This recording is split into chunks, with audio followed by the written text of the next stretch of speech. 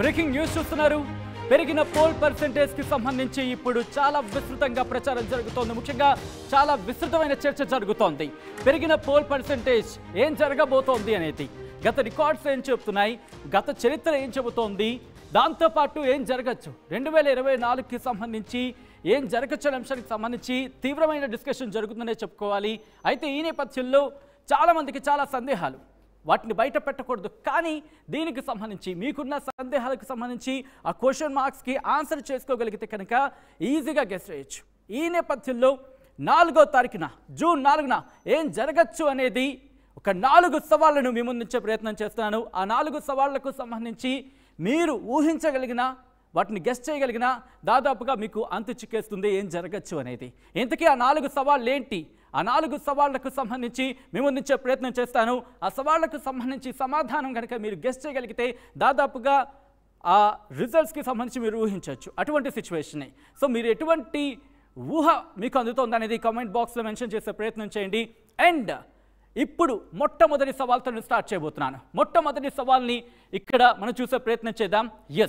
2009 నుంచి మనం మొదలు పెడదాం. 2009కి సంబంధించి 2009లో ఇక్కడ మీరు కనుక చూస్తే 72.63% అప్పుడు పోల్ పర్సెంటేజ్ నమోదైంది.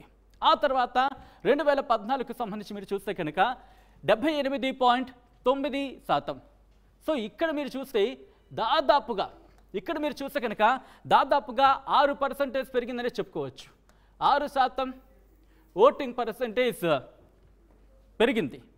ఏం జరిగింది? ప్రభుత్వం మారిన పరిస్థితి మనం చూసాం 2009 నుంచి 2014కి సంబంధించి. ఇక 2014 నుంచి 2019 ఇక్కడ మీరు చూస్తే కనుక 2014లో 78.9% పోలింగ్ నమోదైతే 2019కి రాబోతుకి 79.8% పోలింగ్ నమోదైంది. అంటే దాదాపు 1%, సుమారుగా 1% అని చెప్పుకోవాలి. సో ఇక్కడ కూడా మీరు చూస్తే కనుక ప్రభుత్వం మారింది. ప్రభుత్వం మారిన సందర్భాన్ని మనం చూస్తున్నాం. ఇప్పుడు 2019కి సంబంధించి 79.8% మనం చూసాం. 2019 నుంచి 2024కి మీరు చూస్తే కనుక ఇప్పుడు 81, అంటే దాదాపుగా 2% ఇక్కడ మనకి పెరిగిన పరిస్థితి. 2% పెరిగింది. సో ఈ నేపథ్యంలో ఏం చేయొచ్చు, దీనికి ఈ సవాల్కి సంబంధించి మీరు ఆన్సర్ గెస్ చేయగలిగితే కనుక ఒక కార్నర్ని ఎక్స్పెక్ట్ చేయొచ్చు అనేది మనకి క్లియర్గా ఒక పిక్చర్ అనేది అర్థమవుతుంది. సో దీనికి సంబంధించి ఏం జరగచ్చు అనేది మొదటి సవాల్కి సంబంధించిన ఆన్సర్ కావచ్చు, మొదటి సవాల్కి సంబంధించిన సమాధానం కావచ్చు, మీరు గెస్ చేయగలిగితే కింద కామెంట్ బాక్స్లో మెన్షన్ చేయడం మాత్రం మర్చిపోకండి. ఇది మొదటి సవాల్కి సంబంధించి. ఇక రెండో సవాల్కి వెళ్ళే ప్రయత్నం చేస్తాను. రెండో సవాల్కి సంబంధించి చూసే ప్రయత్నం చేద్దాం. రెండో సవాల్ హియర్ ఇట్ ఇస్. పోస్టల్ బ్యాలెట్స్కి సంబంధించి మనం మాట్లాడుకునే ప్రయత్నం చేస్తే కనుక పోస్టల్ బ్యాలెట్స్ చాలా కీలకమని చెప్పుకుంటూ ఉంటాం. ఇక్కడ 2019లో 1.2 లక్షల సంబంధించి పోస్టల్ బ్యాలెట్స్ అనేవి ఓటింగ్ నమోదైంది. ఇక్కడ 2024కు సంబంధించి 4.3 లక్షల మంది పోస్టల్ బ్యాలెట్ని వినియోగించుకోవడం జరిగింది. అసలు ఎంతకీ పోస్టల్ బ్యాలెట్ అంటే ఏంటి అనేది చాలామందికి ఇంకా ఎక్కడో దగ్గర డౌట్ ఉంటూ ఉంటుంది. పోస్టల్ బ్యాలెట్ అనే అంశానికి సంబంధించి మాట్లాడుకుంటే ఇది ప్రభుత్వ ఉద్యోగులకు సంబంధించి, అంటే ఆ రోజు ఎన్నికల విధిలో పాల్గొనే వాళ్ళు ఎవరైతే ఉంటారో వాళ్ళకి పోస్టల్ బ్యాలెట్ అనేది ఇవ్వడం జరుగుతుంది. పోస్టల్ బ్యాలెట్ అనేది వినియోగించుకోవడం జరుగుతుంది. కానీ దీనికి సంబంధించి మనం చూస్తే చాలా ఇంట్రెస్టింగ్ అనేది చెప్పుకోవాలి. 2019లో 1.2 లక్షల మంది పోస్టల్ బ్యాలెట్ని వినియోగించుకుంటే ఈసారి అంటే 2024కి రాబోతుకి 4.3 లక్షల మంది పోస్టల్ బ్యాలెట్ని వినియోగించుకోవడం జరిగింది. ఒక్కసారి ఇక్కడికి వచ్చే ప్రయత్నం చేద్దాం. ఇక్కడ నేను మీకు క్లియర్గా ఒక్కసారి రాసి చూపించే ప్రయత్నం చేస్తున్నాను. 2024కి సంబంధించి దాదాపు మనకి 4.3 లక్షల మంది కనిపిస్తున్నారు. కానీ మనకు అందుతున్న సమాచారం ప్రకారం దాదాపు 5 లక్షల మంది, అవును 5 లక్షల మంది పోస్టల్ బ్యాలెట్స్కి సంబంధించి వాళ్ళు అభ్యర్థన పెట్టుకున్నట్టుగా తెలుస్తోంది. అంటే ఒక్కసారి మీరు చూడొచ్చు దాదాపు ఏ స్థాయిలో పోస్టల్ బ్యాలెట్ని ఇక్కడ పోస్టల్ బ్యాలెట్కి సంబంధించి ఏ మేర రిక్వెస్ట్ వెళ్ళింది అనేది. పోస్టల్ బ్యాలెట్కి సంబంధించి ఇక్కడ మాట్లాడుకుంటే కనుక ఇది పల్స్ తెలియజేస్తూ ఉంటుంది. కౌంటింగ్ రోజు గురించి కూడా మాట్లాడుకుంటే పోస్టల్ బ్యాలెట్ బట్టి ట్రెండ్ అర్థమవుతుంది అనే ఒక మాట మనకి వినిపిస్తూ ఉంటుంది. సో అటువంటి సినారియో కాబట్టి నేను అంతవరకు వెళ్ళట్లేదు. ఈ సవాల్కి సంబంధించి ఏంటంటే మాట్లాడుకునే ప్రయత్నం చేసినప్పుడు పోస్టల్ బ్యాలెట్ అనేది ప్రభుత్వ ఉద్యోగులకు సంబంధించి పల్స్ తెలియజేస్తుందని మన మాట వినిపిస్తూ ఉంటుంది. అంటే ప్రభుత్వ ఉద్యోగులు సంతోషంగా ఉంటే ఎటువంటి సినారియో ఉంటుందో మనం చూస్తాం. అట్ ద సేమ్ టైం వాళ్ళు అసంతృప్తిలో ఉంటే ఎటువంటి సినారియో ఉంటుందో మనకు తెలుసు. సో ఇటువంటి పరిస్థితుల్లో, ఇటువంటి నేపథ్యంలో పోస్టల్ బ్యాలెట్కి సంబంధించి ఒకసారి మనకు అర్థమవుతుంది ఏ స్థాయిలో ఇక్కడ ఓట్ అనేది పడిందో పోస్టల్ బ్యాలెట్కి సంబంధించి. అంటే గతంలో చూసుకుంటే 1.2 లక్షలే, కానీ ఇక్కడ చూసుకుంటే కనుక 3 అంతులు పెరిగిందనే చెప్పుకోవాలి. దాదాపు 3 అంతులు పెరిగిందే చెప్పుకోవాలి. సో ఈ నేపథ్యంలో పోస్టల్ బ్యాలెట్ కూడా చాలా ఇంట్రెస్టింగ్గా మారింది. దీనికి సంబంధించి ఒక ఇంట్రెస్టింగ్ టాపిక్ నెక్స్ట్ మాట్లాడుకునే ప్రయత్నం చేద్దాం.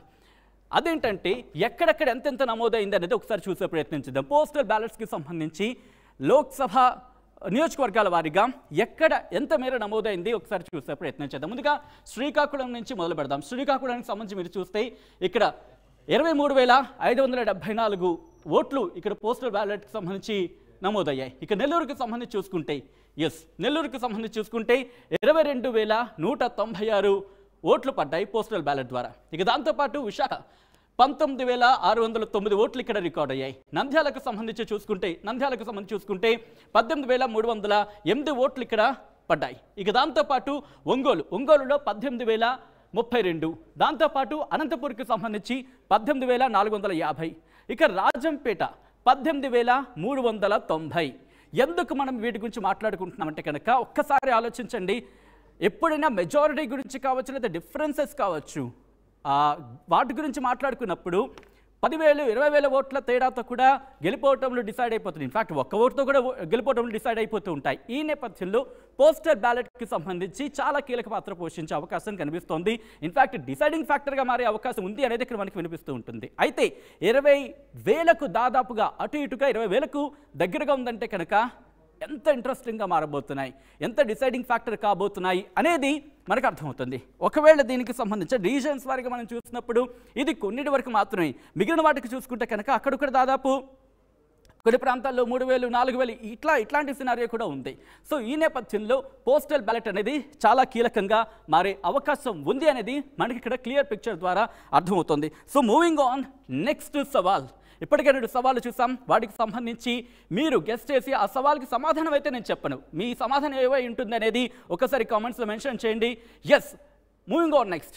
మూడోది, ఇక్కడ పురుషులతో పోల్చితే అత్యధికంగా మహిళలు ఓట్లు వేశారనేది మనకు వినిపిస్తోంది. ఒక్కసారి దీనికి సంబంధించి మాట్లాడుకునే ప్రయత్నం చేస్తే కనుక ఇక్కడ మొత్తం ఓట్లు ఎన్ని ఓట్లు పోలయ్యాయి అనేది మనం గమనిస్తే 3,33,40,560 ఓట్లు పోలైతే ఇందులో పురుషులు 1,64,30,359, మహిళల ఓట్లు చూసుకుంటే కనుక 1,69,08,684.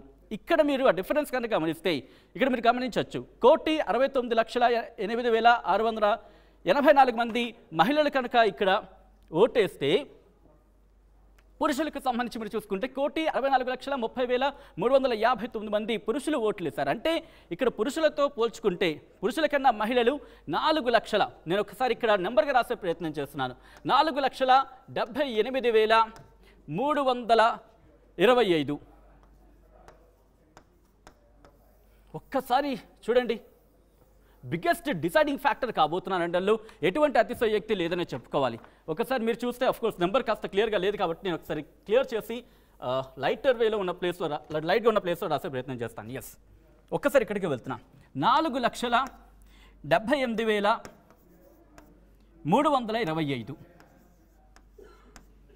ఒక్కసారి ఈ నెంబర్ చూడండి. ఈ నెంబర్ డిసైడింగ్ ఫ్యాక్టర్ కాబోతోంది, అనదర్ డిసైడింగ్ ఫ్యాక్టర్ కాబోతోంది అనడంలో ఎటువంటి అతిశయోక్తి లేదు. ఎందుకంటే దాదాపుగా 5 లక్షల డిఫరెన్స్ ఉందనే చెప్పుకోవచ్చు. అటువంటి పరిస్థితి మనకి ఇక్కడ అర్థమవుతుంది. అంటే మహిళలు ఏ స్థాయిలో ఓట్లు వేసారో మనకి అర్థమవుతుంది. ఇక్కడ మరొక ఇంట్రెస్టింగ్ అంశం ఏంటంటే 18 ఏళ్ళు పైబడిన వాళ్ళకి సంబంధించి మాట్లాడుకునే ప్రయత్నం చేస్తే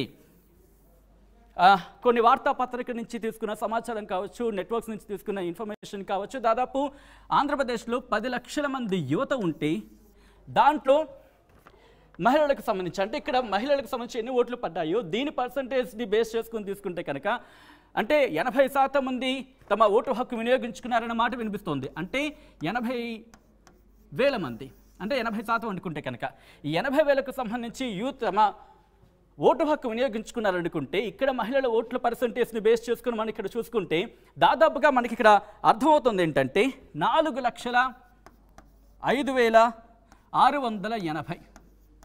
సుమారుగా. అంటే ఇక్కడ క్లియర్ పిక్చర్ మనకు అర్థమవుతుంది ఏంటంటే, ఇక్కడ మీరు చూస్తే కనుక దాదాపుగా 1.21. ఇదొకటి గుర్తుపెట్టుకోండి. మీకు దీనికి అండ్ లాస్ట్లో కొన్ని అంశాలకు సంబంధించి కనెక్టివిటీ ఏంటి అనేది మీకు క్లారిటీ ఇచ్చే ప్రయత్నం చేస్తాను. ఇది మాత్రం గుర్తుపెట్టుకోండి. 1.21% అనేది చాలా ఇంట్రెస్టింగ్గా మారిందనే చెప్పుకోవాలి ఇక్కడ దీనికి సంబంధించి. అలాగే ఇక్కడ నుంచి కాస్త ముందుకు వెళ్ళే ప్రయత్నం చేద్దాం. మహిళా ఓట్లకు సంబంధించి మాట్లాడుకున్నాం, యంగ్స్టర్స్కి సంబంధించి మాట్లాడుకున్నాం, యూత్ గురించి మాట్లాడుకున్నాం. ఇక ఆఖరి సవాల్ని మీ ముందుంచే ప్రయత్నం చేస్తున్నాను.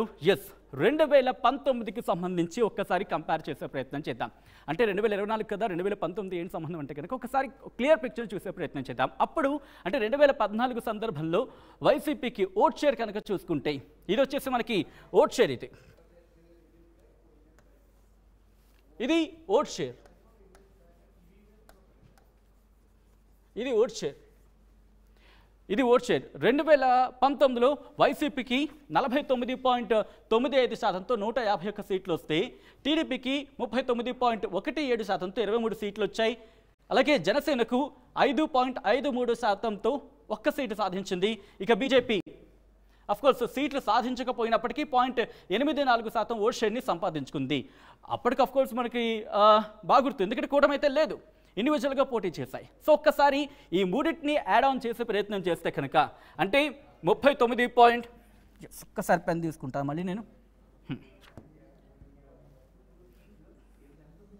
ఆల్ రైట్, ఒక్కసారి మీరు చూడొచ్చు 39.17, అలాగే 5.53, అలాగే 0.84. ఈ మూడింటిని కనుక మనం జోడిస్తే దాదాపుగా మనకి 45.54 వస్తుంది.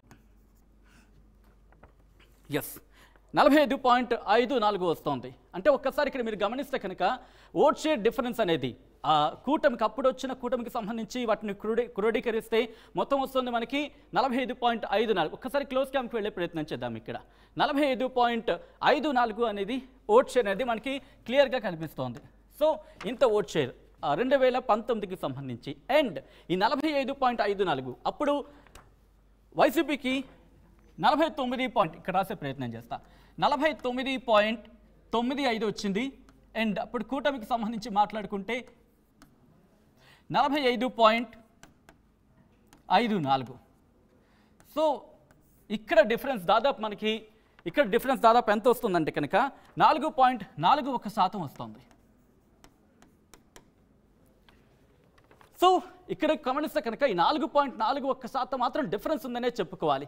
కానీ ఇక్కడ ఇంట్రెస్టింగ్గా మాట్లాడుకోవాలంటే కనుక ఒక్కసారి మళ్ళీ క్లియర్ పిక్చర్కి వెళ్ళే ప్రయత్నం చేద్దాం.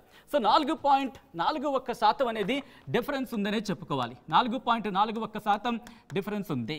కానీ ఇందాక మనం చెప్పుకున్నట్టు మహిళలకు సంబంధించి మాట్లాడుకుంటే, మహిళలకు సంబంధించి ముఖ్యంగా యూత్కి సంబంధించి, యంగ్స్టర్స్ అమ్మాయిలకు సంబంధించి మాట్లాడుకుంటే కనుక ఇక్కడ మనం 1.21% ఉంది.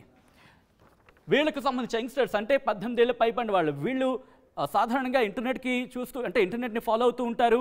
అట్ ద సేమ్ టైం వీళ్ళు ఎడ్యుకేషన్ని చూశారు, ఫ్యూచర్లో జాబ్ కూడా చూడాల్సి ఉంటుంది. అంటే అన్నింటినీ పరిశీలిస్తూ ఉంటారు. ఫస్ట్ టైం ఓటర్స్ కాబట్టి ఇంకా ఎంతూసియాస్టిక్గా ఉంటూ ఉంటారు. ఈ నేపథ్యంలో వాళ్ళు ఎలా ఇన్ఫ్లుయెన్స్ అయ్యారు, వాళ్ళు ఎవరి వైపు ఉన్నారనేది చాలా డిసైడింగ్ ఫ్యాక్టర్ కాబోతుంది. అట్ ద సేమ్ టైం ఇక్కడ ఉద్యోగస్తుల గురించి మాట్లాడుకున్నప్పుడు పోస్టల్ బ్యాలెట్ వాళ్ళు కూడా మనం చూసుకుంటే 4,32,222 మంది ఉన్నారు. ఇది దాదాపు దీని పర్సంటేజ్ కనుక తీసుకుంటే మనకి 1.29% అని చెప్పుకోవాలి. వీటి రెండింటిని మనం కలుపుకున్నాం అనుకోండి దాదాపుగా మనకి 2.5 చిల్లర వస్తుంది. మనకి సుమారుగా నేను చెప్పే ప్రయత్నం చేస్తున్నాను 2.5% అనేది వస్తుంది. దీన్ని ఇక్కడ మైనస్ చేసే ప్రయత్నం చేద్దాం. 4.41 డిఫరెన్స్ అనుకున్నాం మనం. 4.41 నుంచి 2.5 సంబంధించి తీస్తే అప్రాక్సిమేట్గా 2 అనే డిఫరెన్స్ అనేది వస్తుంది. ఇక్కడ అలా కూడా తీసేస్తున్నా సరే ఒక 2% డిఫరెన్స్ అనేది వస్తుంది. ఈ 2% డిఫరెన్స్ ఏం జరగచ్చు అనే అంశానికి సంబంధించి ఇక్కడ ఇంకొక సవాల్ ఉందనే చెప్పుకోవాలి. అది 2% సంబంధించి చాలా క్వశ్చన్స్ రైజ్ అవుతున్నాయి. ఆ 2% ఎవరు ఇంపాక్ట్ చూపించవచ్చు అనేది, కాపు ఓట్లకు సంబంధించి ఏమాత్రం ప్రభావం చూపించవచ్చు. ఎందుకంటే 15% 15% కాపు ఓట్లు అనే మాట వినిపిస్తున్న నేపథ్యంలో ఇప్పుడు డిసైడింగ్ ఫ్యాక్టర్ కాబోతుందనే చెప్పుకోవచ్చు. సో ఇక్కడ కాపు ఓట్లు ఎటువైపు ఉన్నాయి? ముద్రగడ పద్మనాభంకి సంబంధించి ఆయన ఇటు వైసీపీకి సపోర్ట్ చేస్తున్న పరిస్థితి నేపథ్యంలో ఇటువైపు వెళ్తాయనుకునే టైంలో ఆయన కుమార్తె వచ్చారు. ఆయన కుమార్తె వచ్చి చెప్పిన నేపథ్యంలో ఏం జరగచ్చు? కాపు ఓట్లు డివైడ్ అయ్యే అవకాశం ఉంది. అట్ ద సేమ్ టైం ముఖ్యంగా ఏం జరగచ్చు అనే అంశానికి సంబంధించి మాత్రం ఇక్కడ సందిగ్ధత కొనసాగుతుంది. దాంతోపాటు మిగిలిన అంశాలు కూడా ఏమైనా యాడ్ అయితే, ఒకవేళ ఒక 2% యాడ్ అయినా ఇక్కడ డిఫరెన్స్ అనేది ఇంపాక్ట్ చూపించే అవకాశం ఉంది. సో ఇంతటి సినారియోలో ఏం జరగచ్చు అనే అంశానికి సంబంధించి మాత్రం ఉత్కంఠ కొనసాగుతుంది. మాట్లాడే ప్రయత్నం చేద్దాం, విశ్లేషించే ప్రయత్నం చేద్దాం. నాతో పాటు ఈ లైవ్లో జాయిన్ అవుతున్నారు ప్రముఖ విశ్లేషకులు కోటేశ్వరరావు గారు. కోటేశ్వరరావు గారిని అడిగి ఈ సవాళ్లకు సంబంధించి, ఇండివిజువల్గా ఈ సవాళ్లకు సంబంధించి అనలైజ్ చేసే ప్రయత్నం చేద్దాం. కోటేశ్వరరావు గారు నమస్తే అండి. ఆల్ రైట్, కోటేశ్వరరావు గారి దగ్గరికి వెళ్ళే ప్రయత్నం. కోటేశ్వర గారు నమస్తే అండి. నమస్తే. నమస్తే అండి. సో ఒక 4 సవాళ్లకు సంబంధించి మనం మాట్లాడుకునే ప్రయత్నం చేద్దాం. ముందుగా మొదటి సవాల్ నుంచి, ఎందుకంటే ఓటర్ పర్సంటేజ్ పెరిగింది 2009 నుంచి చూసుకుంటే కనుక పర్సంటేజ్ పెరిగినప్పుడల్లా ప్రభుత్వం మారిన సినారియో చూస్తున్నాం. సో ఇప్పుడు ఏం జరగచ్చు అనే అంశానికి సంబంధించి విశ్లేషించే ప్రయత్నం చేస్తే కనుక మీ విశ్లేషణ ఎలా ఉండబోతుంది దీనికి? అంటే పోలింగ్ పర్సంటేజ్ పెరిగిన ప్రతిసారి అది ప్రభుత్వ వ్యతిరేకము అనేటువంటి దానికి మనం ఆ విధమైనటువంటి కన్క్లూజన్స్ కి రానవసరం లేదు అనేది నా అభిప్రాయం. ఎందుకు అంటే పశ్చిమ బెంగాల్ ఎన్నికలను చూసినప్పుడు ప్రభుత్వం మీద వ్యతిరేకత ఉన్నది అనేటువంటి అభిప్రాయం ఎన్నికలకు ముందు వచ్చినప్పుడు అక్కడ పోలింగ్ పర్సంటేజ్ పెరిగింది. కానీ ఫలితాలను చూస్తే తృణమూల్ కాంగ్రెస్ కి వచ్చినటువంటి ఓట్లు పెరిగాయి, సీట్లు పెరిగాయి.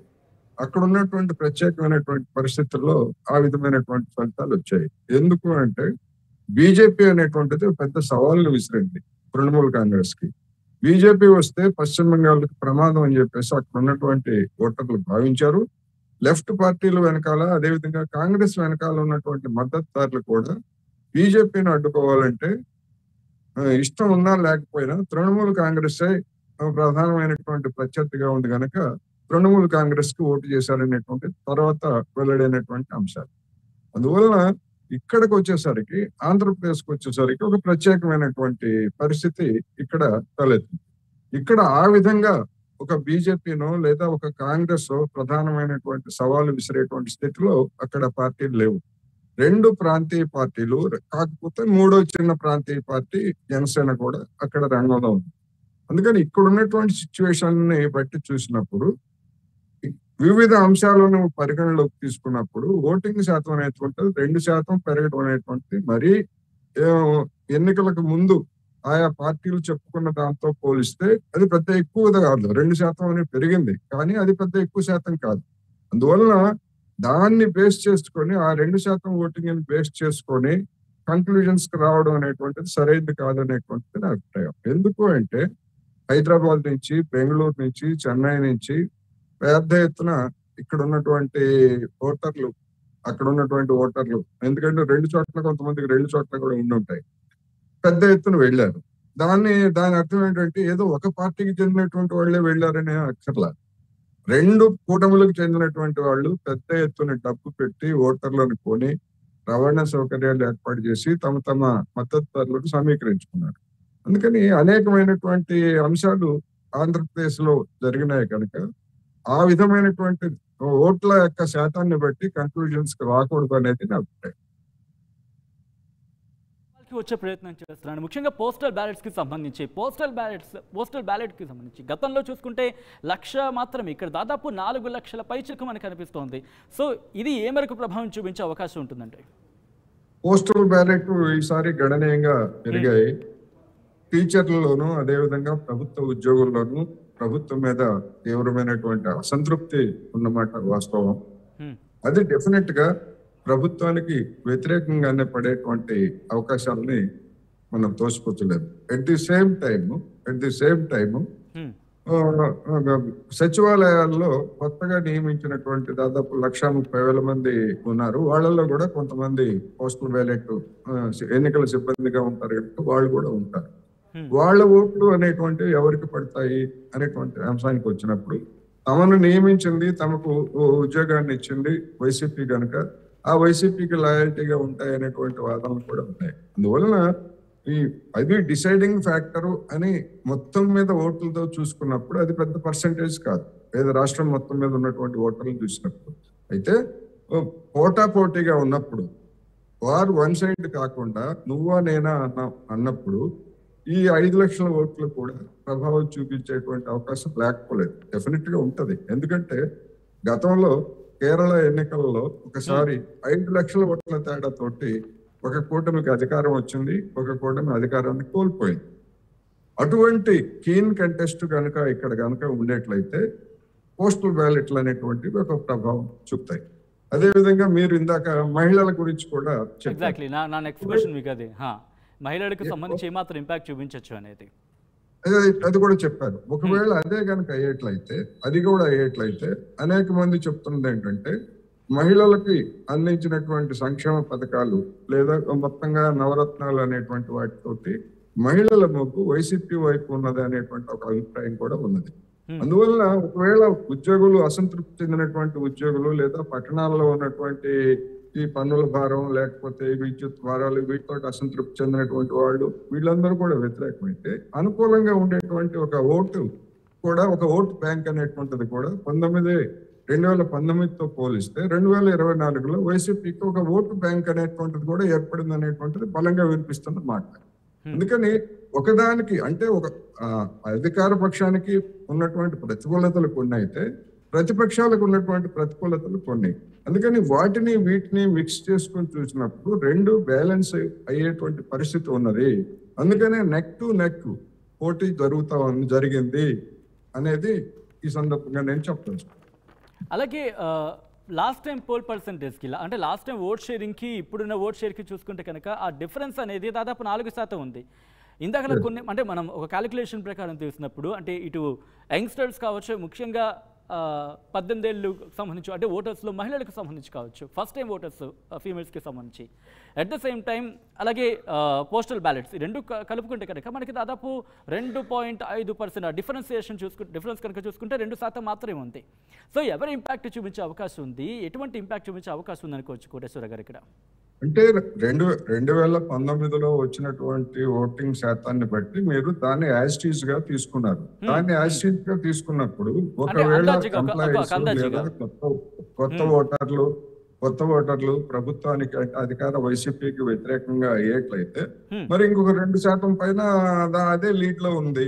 తెలంగాణ ఎన్నికల్లో మనం చూసాం, రెండు పార్టీల మధ్య వచ్చినటువంటి తేడా 2% కూడా 2% కంటే తక్కువే కదా, అధికారం మార్పిడి పోయింది. మరి అక్కడ అనుకూలంగా ఉన్నప్పుడు అది వైసీపీకి అడ్వాంటేజ్ అనేటువంటి కన్క్లూజన్స్ కి మీరు చెప్పేటువంటి అంకెలు దారితీస్తున్నాయి. అందువలన అది ఆ విధంగానే ఉంటుందని అనుకోవాల్సినటువంటి అవసరం లేదు. ఎందుకు అంటే 2019లో నవరత్నాలు లేవు, ఈ విధమైనటువంటి మీటనప్పుడు కార్యక్రమాలు కానీ లేకపోతే డైరెక్ట్ బెనిఫిట్ కానీ గతంలో కూడా సంక్షేమ పథకాలు ఉన్నప్పటికీ ఈ తరహా సంక్షేమ పథకాలు అనేటువంటివి లేవు. అందువలన ఎన్నికల్లో జరిగినటువంటి ప్రచారం ఏమిటి, జగన్మోహన్ రెడ్డి గారిని అధికారంలో ఉంచడమా లేకపోతే జగన్మోహన్ రెడ్డి గారిని అధికారంలో దించడమా అనేటువంటి ప్రాతిపదిక మీద జరిగినప్పుడు జగన్మోహన్ రెడ్డి గారు ఉంటే మాకు ఈ సంక్షేమ పథకాలు అమలు అవుతాయి అనేటువంటి నమ్మేవాళ్ళు కూడా ఉంటారు.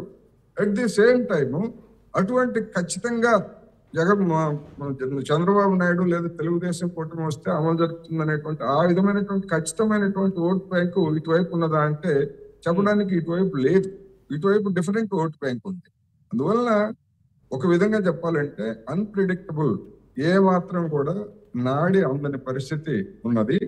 రెండోది ఇతర ఫ్యాక్టర్స్ అంటే రాష్ట్రంలో జరిగినటువంటి పరిణామాలు లేదా దాని గురించి కాకుండా అవుట్ సైడ్ ఫ్యాక్టర్స్ అంటే బీజేపీ ముందుకు తీసుకొచ్చినటువంటి, ముఖ్యంగా నరేంద్ర మోడీ గారు ముందుకు తీసుకొచ్చినటువంటి ముస్లిం వ్యతిరేకత లేదా విద్వేషపూరితమైనటువంటి ప్రసంగాలు, ఇవన్నీ కూడా ఆంధ్రప్రదేశ్ లో కొన్ని ప్రాంతాల్లో ముఖ్యంగా దాదాపు 40 నియోజకవర్గాలు 40-45 నియోజకవర్గాల్లో ఓటింగ్ అంటే గెలుపోటములని డిసైడ్ చేయగలిగినటువంటి ఫ్యాక్టర్లో ఉన్నటువంటి మైనార్టీలు, అదేవిధంగా మణిపూర్ ఉదంతాలు వీటితోటి ప్రభావితులైనటువంటి మైనార్టీల్లో ఉన్నటువంటి క్రిస్టియన్లు, వీళ్ళందరూ కూడా భిన్నమైనటువంటి అంటే ఎట్టి పరిస్థితుల్లోనూ బీజేపీతో ఉన్నటువంటి బీజేపీని కానీ లేదా ఆ పార్టీతో ఉన్న దాన్ని ఓడించకూడదు అనేటువంటి దానిలో అత్యధికులు వ్యతిరేకంగా ఓటు చేశారనేటువంటి అభిప్రాయాలు కూడా వెల్లడవుతున్నాయి.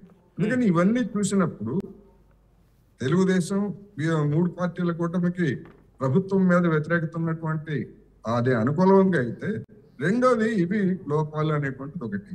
రెండోది దళితుల వర్గీకరణకు సంబంధించినటువంటి అంశం కూడా ఆంధ్రప్రదేశ్ ఎన్నికల మీద ప్రభావం చూపేటువంటి అవకాశం ఉందనేది నా అభిప్రాయం. ఎట్లా అంటే దళితుల వర్గీకరణని అక్కడ ఉన్నటువంటి దళితుల్లోని మాల సామాజిక తరగతి టూత్ అండ్ నైల్ ఎట్టి పరిస్థితుల్లోనూ అమలు జరపడానికి వీలనేటువంటి పద్ధతుల్లో అక్కడ వ్యతిరేకిస్తున్నది. అక్కడ ఆంధ్రప్రదేశ్ లో వాళ్ళు ఎక్కువగా ఉన్నారు. వర్గీకరణ కావాలనేటువంటి సామాజిక తరగతి తక్కువగా ఉంది. అందువలన ఇట్లాంటి అనేకమైనటువంటి ఫ్యాక్టర్స్ అనుకూలంగా వ్యతిరేకంగా ఉన్నాయి. రెండోది జగన్మోహన్ రెడ్డి గారి మీద కొంత అసంతృప్తి ఉన్నప్పటికీ, ఈ మైనారిటీల్లో కొంత అసంతృప్తి ఉన్నప్పటికీ బీజేపీతో తెలుగుదేశం జనసేన ఈ టైఅప్ కావడం వలన వ్యతిరేకంగా ఇష్టం ఉన్నా లేకపోయినా జగన్మోహన్ రెడ్డి గారికి, అదే విధంగా కాంగ్రెస్ లెఫ్ట్ పార్టీల అభ్యర్థులకు కూడా మైనారిటీల ఓట్లు గణనీయంగా పడ్డాయనేటువంటి వార్తలు వస్తున్నాయి. అవి ఎంత మేరకు ఏమిటనేటువంటిది చెప్పలేం, కానీ వీళ్ళకు వ్యతిరేకంగా అయితే మాత్రం మూడ్ ఉన్నది అనేది మాత్రం నేను స్పష్టంగా చెప్పవచ్చు. Right, thank you so much Koteswara garu మాతో జాయిన్ అయ్యి దీనికి సంబంధించి విశ్లేషణ అందించినందుకు. సో మొత్తంగా అయితే మాత్రం జూన్ 4న ఏం జరగబోతోంది అనే ఉత్కంఠ మాత్రం కొనసాగుతోంది. ఈ 4 సవాళ్లకు సంబంధించి ఆ సమాధానం మీరు గెస్ట్ చేసి కింద కమెంట్ బాక్స్లో మెన్షన్ చేసే ప్రయత్నం చేయండి. సో 4వ తారీఖున ఏం జరగబోతుంది అనేది మేము అప్డేట్ అందించేందుకు సిద్ధంగా ఉన్నాం. జూన్ 4న ఏం జరుగుతోంది, ఏం జరగబోతోంది అనేది ఆ రోజు మేము అందించే ప్రయత్నం చేస్తాం. సో మీరేం చేయాలంటే కనుక ఆర్టీవీ లైవ్ యాప్ని డౌన్లోడ్ చేసుకోండి. ఎప్పటికప్పుడు వేగవంతమైన సమాచారం, ఫాస్టెస్ట్ న్యూస్ కోసం ఆర్టీవీ లైవ్ యాప్ని డౌన్లోడ్ చేసుకుంటే కనుక మీ మునివేళల్లోని ఇన్ఫర్మేషన్ ఉంటుంది, అప్ టు డేట్ ఉంటుంది. అండ్ ఏం జరుగుతుంది అనేది మీ ఫోన్లోనే మీకు క్లియర్గా వస్తూ ఉంటుంది. Keep watching and stay tuned.